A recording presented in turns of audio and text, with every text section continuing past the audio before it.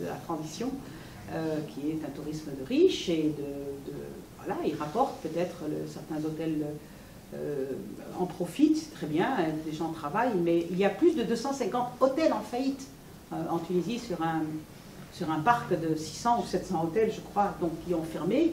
Et aujourd'hui encore, c'est un problème qui n'est absolument pas réglé, parce que le tourisme tunisien est je vous ai parlé tout à l'heure de modèle, et ben, il est hors modèle maintenant. Le modèle du tourisme tunisien, il est out of order. Il faut absolument le changer. Les professionnels le savent, mais en même temps, voilà, il faut faire du tourisme culturel, il faut faire du tourisme de terroir, il faut faire du tourisme chez l'habitant, etc. Mais tout ça, ce sont des choses qui commencent, si vous voulez, mais qui tardent encore à arriver. On a encore pour le moment, nous avons un tourisme balnéaire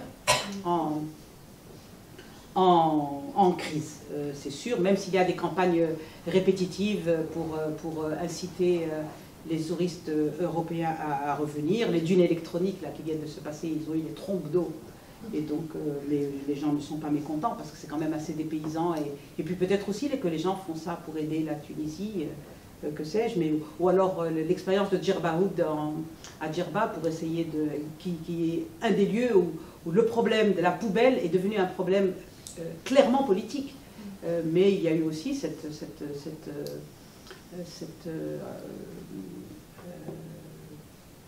oui, une sorte de solidarité d'artistes autour pour que tous les graffeurs viennent avec l'artiste El Cid qui a entraîné derrière lui quand même une grande activité culturelle pour que les gens viennent à Djerba. C'est vrai que ça a un peu boosté Djerba, mais ça n'a pas supprimé le problème de la poubelle, ni les problèmes de la... Donc voilà, et puis quelque chose aussi dont on parle toujours, dont les économistes parlent toujours, c'est la place de l'informel, de l'économie informelle en Tunisie, qui est une plaie qu'on n'arrive pas encore à quantifier ni à canaliser, et qui là aussi, alors ça rend des services un petit peu, parce que ça permet aux gens de travailler même quand ils sont soi-disant chômeurs, mais en même temps, ça veut dire aussi que ce sont des secteurs de l'économie qui ne sont pas du tout contrôlés, ni encore moins à réguler, et une économie où les réformes qui s'annoncent sont extrêmement draconiennes. Et on n'a pas commencé le début du commencement. Pourquoi? Parce que la Tunisie souffre d'un problème de fiscalité patent, et cette redistribution fiscale est quelque chose qui n'est ni dans les mœurs, ni dans les mentalités, et ni dans les lois, et ça aussi, ça va faire partie des projets que ce nouveau gouvernement doit mettre en œuvre, mais par qui commencer, par quoi commencer, comment il faut faire, ça on ne sait pas, les choses n'ont pas été commencées. La réforme de la justice elle-même n'a pas eu lieu, hélas, pendant ces 4 ans, là aussi, dans une vie économique déjà très difficile. Les Tunisiens sont devenus encore plus procéduriers qu'avant, mais pas pour les bonnes causes, et il y a encore une fois, l'appareil de la justice n'a rien d'indépendant, pas plus indépendant que sous Ben Ali. Il n'y a que les bonnes volontés, les gens honnêtes d'un côté, et puis tous les autres. Et encore une fois, le Conseil supérieur de la magistrature n'a pas pu être mis en œuvre.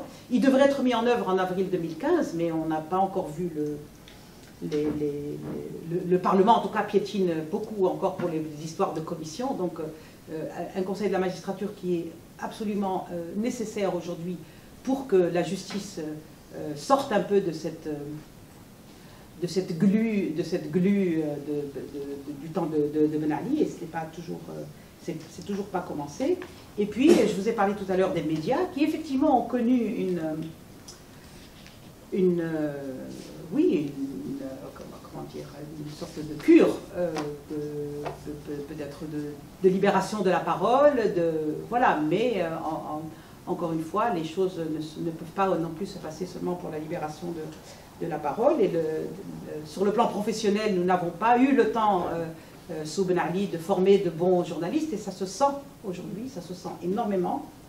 Je vous ai parlé tout à l'heure de ces reportages qui ne sont pas très, très bien faits, et malgré l'explosion des chaînes de télévision, une douzaine je crois, et paraît-il on va en donner d'autres, et une trentaine de radios, le traitement de l'information reste insuffisant. Il y a beaucoup de choses que l'on ignore, qui ne sont pas faites, et une sorte de saturation des possibilités qui existent, parce que nous, on ne peut pas former des journalistes professionnels et compétents en 3 ou 4 ans, même si on a libéré la parole. Donc il y a des problèmes de formation de journalistes aujourd'hui qui se posent, qui sont extrêmement urgents à faire, et des principes éthiques qu'il n'est pas facile de faire appliquer. Vous le savez, il n'y a pas besoin d'être en Tunisie pour savoir que ces choses-là sont extrêmement difficiles. Nous avons une instance aujourd'hui qui commence timidement à faire son travail, mais un jour ce sont les directeurs de journaux qui portent plainte, un autre jour c'est Narda qui dit « Ah oui, mais pourquoi elle nous parle comme ça ?» Il y a 2 jours c'est le syndicat des enseignants qui dit « Ah oui, mais pourquoi on parle de nous alors qu'ils font une grève et que les gens sont mécontents ?»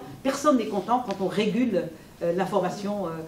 Les gens sont toujours très contents quand on critique les autres. Les Tunisiens sont comme ça, et quand on les critique eux, ils ne sont pas contents du tout. Donc voilà, ce sont des secteurs... Au bout de 4 ans, nous sentons un peu les limites de ce qu'il y a en Tunisie qui peut être engrangé d'une façon positive pour cette fameuse transition démocratique qui n'est pas facile à construire, justement parce qu'il faut des outils, parce qu'il faut des institutions, parce qu'il faut des lois, et que tout cela n'a pas eu le temps de se mettre en place en 4 ans. 4 ans, je pense que c'est assez court. Je pense qu'on a perdu un peu de temps, mais peut-être, j'en sais rien, je dis perdu du temps parce que j'ai hâte d'arriver à quelque chose, mais voilà, je ne sais pas quel est le temps d'une transition, comment ça se passe, et qu'est-ce qu'il faut pour qu'on passe d'une dictature ou d'un régime autoritaire à une démocratie. Je n'en sais rien, on va voir. Et donc, ces acquis un peu que l'on a eu pendant ces 4 ans de liberté d'expression et du droit de s'organiser, c'est vrai, ce sont des choses positives que l'on a eues.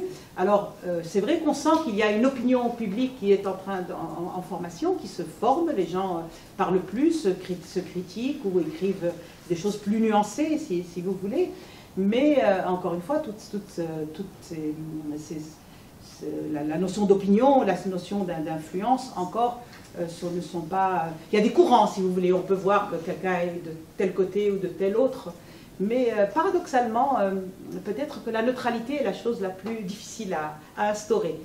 Je dis pas objectivité, mais il y a ce discours de neutralité, d'essayer de comprendre les choses, ne s'est pas encore installé dans nos manières de parler. Il faut toujours être d'un côté ou de l'autre, il faut toujours être pour ou contre, et là aussi, je crois qu'on est encore sous le feu de ce qui s'est passé en 2011, mais alors les Tunisiens ils protestent pour tout, hein, absolument, et même le gouvernement Assid là, qui s'est fait en 2 brouillons, là il a fait un brouillon, et puis je pense même que les politiciens ils doivent prendre ça en compte, parce qu'on nous a fait un petit brouillon de gouvernement, et puis après, 15 jours après, on a attendu les retours, et puis après on nous en a fait un autre, et il y a eu des gens choqués, parce qu'on en a mis quelques-uns, et puis on en a mis d'autres, mais je ne sais pas si tout ça est complètement contrôlé. Mais c'est vrai que les Tunisiens, ils protestent un peu surtout. Donc voilà, il y a les avantages, c'est-à-dire que tout est sur le tapis, mais il y a aussi, il y a cause toujours, comme dans les démocraties, quoi. C'est-à-dire que tu fermes ta gueule jusqu'à maintenant, on est un peu dans cause toujours. Donc voilà, nous avons maintenant un gouvernement de 42 ou 43 ministres, trop, alors que les Tunisiens ont demandé qu'il y ait moins de ministres. Alors il y a des secrétaires d'État, et c'est vrai qu'il y a une formation de femmes, une proportion de femmes plus importante que dans les gouvernements précédents. On a fait un petit bond, mais ils ne sont pas tellement plus jeunes qu'avant, mais voilà, il y a quelque chose de voilà, il y a des petits changements. Et puis, donc, une protestation constante pour les bonnes et les mauvaises raisons, et pas toujours des résolutions qui suivent, mais des débats, et puis des imbroglios qui subsistent, par exemple, mais des imbroglios au niveau de l'État, hein, pratiquement. Je ne sais pas si vous avez entendu parler de cette affaire de la Zitouna, qui est un imbroglio dans lequel nous ont mis le 2e ou le 3e gouvernement provisoire, qui a décidé que la Zitouna, la mosquée de la Zitouna, pouvait devenir une sorte d'institution à part. 3 ministres ont signé et fait une inauguration officielle, comme si on réouvrait la Zitouna, parce que ça c'est le fantasme autour de cette mosquée université, que Bourguiba a effectivement fermé comme institution d'enseignement, mais pour ouvrir une faculté de théologie en 1958 ou 1960, la faculté de théologie a été ouverte dans le cadre de l'ouverture de l'université tunisienne. Et donc il est resté cette espèce de fantasme que les islamistes a essayé d'exploiter en disant là, Bourguiba a fermé la Zitouna, nous, après la Révolution, on va la rouvrir. C'était vraiment une invention comme ça, médiatique. Et donc, ils ont... Alors que la Zitouna avait été rouverte par Ben Ali, il était plus malin, lui, il n'est pas idiot. Il a rouvert la Zitouna à la Zitouna avec des cours inauguraux et des choses comme ça. Mais quand les islamistes sont arrivés au pouvoir, ils ont inventé cette réouverture de la Zitouna, mais en signant un accord de l'État. Et aujourd'hui, nous sommes dans une situation, un imbroglio administratif, on n'en parle pas pour le moment, mais il va bien falloir trouver une solution, parce que celui qui a été nommé aujourd'hui ne veut plus partir. Et il a des raisons administratives du plus haut niveau pour ne pas partir. Donc des imbroglios fabriqués par les gouvernements précédents, et puis aussi des événements qui sont toujours assez embêtants, alors qu'on aurait pu... Et c'est vrai, les gens disent on est dans l'évolution, pourquoi est-ce qu'on tire encore sur les Tunisiens? Il y a eu les tirs à Chevrotine à Célienne, sous le gouvernement Lahraïr, mais dernièrement aussi, il y a eu ces tirs à Dhib, sur la frontière, avec le nouveau gouvernement. Donc, encore une fois, l'État continue aussi à... L'État lui-même ne s'est pas encore renouvelé, quoi. Il continue à faire des bêtises au nom de sa supériorité, mais en même temps, ce sont des choses qui sont extrêmement coûteuses aujourd'hui et à partir desquelles les Tunisiens se disent, mais enfin, on a fait une révolution, c'est pas pour qu'on nous tire dessus. Donc une liberté d'expression et le droit de s'organiser existent, mais peut-être pas toujours respectés par les plus hautes autorités, mais là aussi, même l'État doit apprendre. La société doit apprendre et l'État doit apprendre. Il y a encore des poursuites contre les journalistes, et c'est pas... J'ai entendu dire aujourd'hui ou hier qu'il y a eu une réunion entre le syndicat des journalistes et le nouveau gouvernement pour qu'on arrête de poursuivre les journalistes dans l'exercice de leurs fonctions. Ça aussi, ça fait partie des choses qui ne sont pas complètement établies, même après 4 ans de libération de la parole et du droit de s'organiser. Et puis, par exemple, une journaliste au CAF, elle a fait une émission sur le harcèlement sexuel à l'école primaire. Et ben, elle a été poursuivie. Pourquoi? Parce qu'elle a fait un reportage sur un sujet comme celui-là, et bien elle a été poursuivie parce qu'elle a parlé de quelque chose. Voilà. Ça, c'est la force des tabous, mais en même temps, encore une fois, tous ces barrages, enfin, il y a des choses qui résistent encore. Hein. Toujours dans ce même tableau, j'espère que je ne prends pas trop de temps. Hein, ça va. Je peux parler encore combien de temps? Qui c'est qui donne le chrono? Encore une vingtaine de minutes. Oh, merci, très bien. Surtout dans ceux qui veulent faire de la politique, à vrai dire. Ceux qui veulent rentrer dans la politique, ils sont ulcérés par cette classe politique un peu vieille, et en même temps par des pratiques aussi politiques qui viennent d'un autre temps, qu'eux-mêmes réfutent, parce qu'ils trouvent aussi que c'est eux qui ont conforté tout le régime, les régimes autoritaires précédents.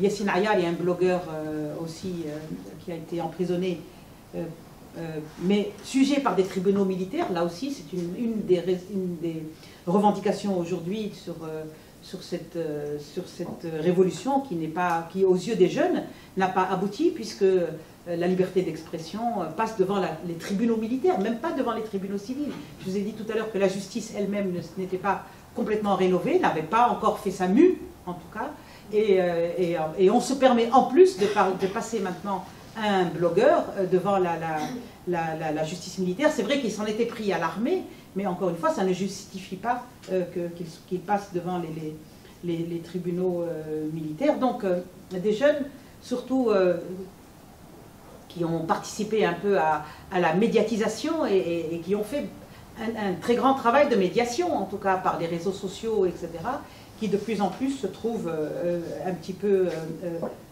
marginalisés par cette dynamique politique, il faut le dire, a été récupérée par les partis anciens. Hein, ce n'est pas des partis nouveaux qui ont récupéré, ou en tout cas des partis anciens qui essayent de faire ou qui font une sorte de mue, parce que Narda fait une mue, ça ne se voit pas, Nidé n'est pas non plus complètement l'ancien régime, donc ce sont les anciens mastodontes, si vous voulez, qui font leur mue cas à cas, mais qui ne sont pas véritablement, pour ces jeunes, je les comprends, ce ne sont pas les associations dans lesquelles ils sont rentrés, les nouvelles manières de faire la politique qu'ils espèrent, qui sont aujourd'hui à l'ordre du jour. Alors, il y a des jeunes qui sont maintenant un petit peu, on pourrait dire, des leaders d'opinion, parce qu'il y en a quelques-uns qui sont dans l'information, il y en a qui dirigent des ONG pour contrôler la vie parlementaire et désormais aussi la vie municipale. Donc il y a plein de jeunes qui ont pu canaliser cette espèce d'énergie politique dans des projets qui servent un petit peu la transition. Il y a un journalisme contestataire qui continue aussi. Il y a ces cyberactivistes qui travaillent dans la sécurité informatique, à mon avis de manière très intelligente et assez visionnaire, parce que les Tunisiens ont pu, pendant les élections, vérifier eux-mêmes s'ils étaient ou non, si leur nom avait été utilisé par les candidats. Et ça, je trouve, ce sont les jeunes qui ont fait ça, les jeunes informaticiens qui ont proposé cette application, comme on dit, ou un programme, je ne sais pas comment on peut l'appeler, pour ça. Et là aussi, je trouve qu'il y a eu quand même cette espèce d'énergie créatrice et autour des réseaux sociaux qui a été versée d'une manière positive pour la vie politique, mais encore une fois, il n'y a pas assez de jeunes dans la politique. Enfin, il faut dire ce qui est. Et ça aussi, c'est quelque chose qui les déçoit beaucoup. Mais c'est vrai que faire une révolution et laisser des jeunes un peu à la marge, c'est pas très réjouissant pour l'avenir. Mais moi, je pense aussi que pour sortir un peu de ce sentiment déceptif des jeunes eux-mêmes, je pense qu'il faudrait quand même aller étudier un peu plus loin ce que font les jeunes aujourd'hui. Et je pense que les sciences humaines et sociales ont du travail à faire là-dessus, parce que je trouve qu'il y a beaucoup de jeunes d'abord qui se portent bien, qui cherchent, qui travaillent, qui font des études, etc. Donc il n'y a pas que des jeunes déçus en Tunisie, et je trouve qu'il y en a beaucoup qui sont... Et puis il y en a beaucoup dans l'art et dans la culture dont on ne parle pas assez, qui font des choses assez formidables dans tous les domaines du théâtre. Dans le cinéma, il y a une explosion, j'en parlerai plus demain, mais de documentaires et d'une jeunesse qui produit, et vous savez, chaque générique, c'est quand même plusieurs dizaines de jeunes qui travaillent, et les génériques ne se recoupent pas tous quand on les regarde, donc il y a une très grande effervescence autour du cinéma de fiction et aussi du cinéma documentaire. Dans le théâtre aussi, une floraison de troupes qui travaillent, y compris dans les régions et pas seulement en Tunisie, dans le dessin, dans la peinture. Enfin, on en voit beaucoup de très jeunes artistes très talentueux. Alors, ils sont plus remarqués qu'avant, ils sont aussi plus aidés qu'avant, et puis ils ont des résidences d'artistes un petit peu partout, mais moi je trouve aussi que ce sont des énergies positives dans la chanson, la musique, le rap, vous avez entendu parler de tous ces rappeurs aussi. Mais ce qu'il y a, c'est que c'est dans ces jeunes-là qui arrivent à canaliser et à faire beaucoup plus de choses qu'avant, parce que en tout cas la situation le permet un tout petit peu plus. L'infrastructure n'est pas changée. Voilà, l'infrastructure culturelle en Tunisie reste la même. Il n'y a pas eu le temps, il n'y a pas eu de théâtre construit, il n'y a pas eu de salle de cinéma construite. Les maisons de la culture qui ont une des inventions du temps de Bourguiba, parce qu'il reste relativement désertes, en tout cas elles sont occupées par des associations parfois, mais elles sont toujours sous-employées, il n'y a pas de matériel, il n'y a pas et puis les activités artistiques elles-mêmes ne rentrent pas complètement dans les écoles, etc., parce que là aussi il y a une rupture entre cette effervescence culturelle et la manière dont on pourrait l'intégrer dans la société et dans une dynamique de la société. En Tunisie, les cloisons restent encore assez fortes, mais encore une fois, les 4 ans n'ont pas encore suffi à changer radicalement, en tout cas, ni l'infrastructure, ni les lois. Là aussi, la législation, par exemple sur les droits d'auteur, il y a tout un projet qui a été pour le moment étudié, mais j'espère que pendant les 5 ans à venir, le problème de la propriété intellectuelle et artistique qui n'est pas réglée en Tunisie va l'être aussi. Ça fera du bien à tout le monde. Une situation où les femmes sont au centre de la dynamique. Je n'ai pas voulu en parler au début parce que je suis sûre que vous savez beaucoup de choses là-dessus. Une femme au centre de la dynamique, mais aussi au centre du conservatisme, parce qu'il ne faut pas être complètement idéaliste sur ce qui se passe, mais aussi des femmes qui sont à la fois l'espoir du changement, mais le vecteur du changement. Vous savez que 1 million de femmes ont voté pour Nida Tounes, donc Et je pense que ça a été le résultat électoral qui a permis que Nahda ne soit pas au pouvoir aujourd'hui. C'est vraiment le vote des femmes. On n'a pas encore étudié ça, mais je suis certaine que c'est le vote des femmes qui a fait tomber, ou en tout cas, qui a fait basculer l'actuelle proportion entre Nahda et l'IDEM. Donc, une situation qui est un héritage, vous le savez, depuis Bourguiba, des femmes qui sont partout, jamais au premier poste, et surtout pas en politique, mais jamais au premier plan, nulle part, mais toujours là, extrêmement actives, qui ont énormément fait pour que le texte constitutionnel, y compris les députés de Nahda, ne parle pas de complémentarité, mais plutôt d'égalité. Et depuis les élections, nous avons, j'ai oublié le chiffre, je voulais le noter, j'ai oublié de le noter, je crois 27% de femmes députées au Parlement, et avec les 7 députés qui sont devenus ministres, 6 femmes de plus sont entrées, donc plus de femmes, une proportion encore plus grande de femmes au Parlement. Il paraît qu'on est les mieux placés après la Scandinavie ou presque. Enfin, je sais. Mais en tout cas, plus que la France, dit-on. Bon, les Tunisiens, ils adorent ça, ils adorent être mieux que la France. Ça les rassure. Alors, mais bon, on a une proportion intéressante de femmes au Parlement. Donc,